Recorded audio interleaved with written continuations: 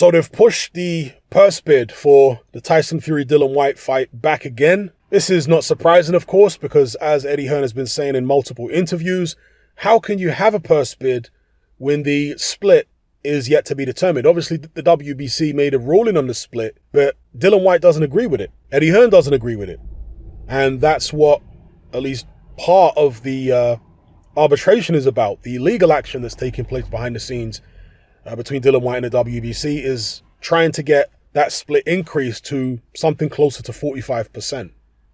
Now, from what I've heard Eddie Hearn say, and I'm reading between the lines here, Eddie Hearn seems to be suggesting in several interviews that Dillian Whyte might actually take an 80-20 split, but the overall pot for the fight would have to be big enough to make it worth his while. So, for example, Dillian Whyte in negotiations was apparently demanding £10 million or dollars, and Eddie Hearn did confirm that it was around that amount, £10 million or dollars. Now, in order for Dillian Whyte to get that from an 80-20 split, it would need to be a £50 million fight.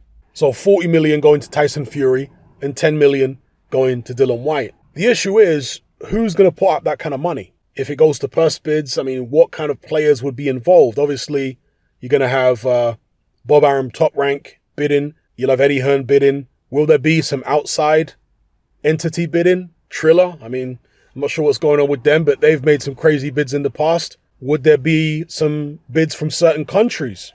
Would Saudi Arabia want to put Tyson Fury versus Dillian Whyte on? I don't see the appeal of that fight to foreign territories as much as, let's say, Tyson Fury versus Anthony Joshua, or even Tyson Fury when he was fighting Deontay Wilder the third time. There might have been some interest from foreign territories. I don't really see that interest with regards to Tyson Fury versus Dillian Whyte, at least not to that degree, whereby it would be a £50 million fight. It doesn't seem, as an outsider looking in, financially viable. But that's what Eddie Hearn, my interpretation of, reading in between the lines, what he seems to be saying, that's what he's implying, is that if the pot is big enough, they can still do it at 80-20 and get Dillian Whyte his 10 million.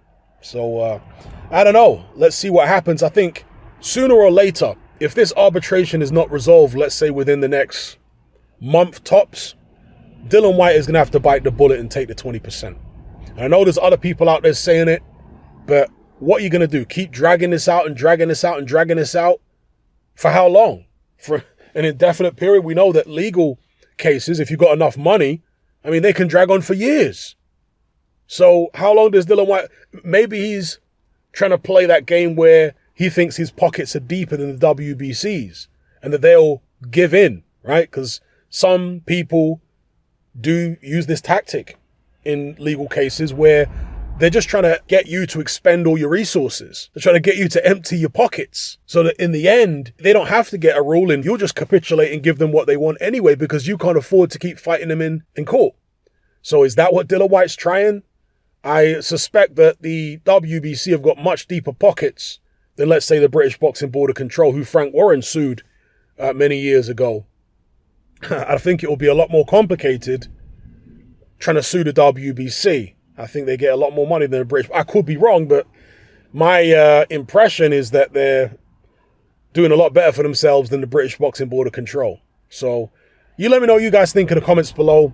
How can this situation be resolved?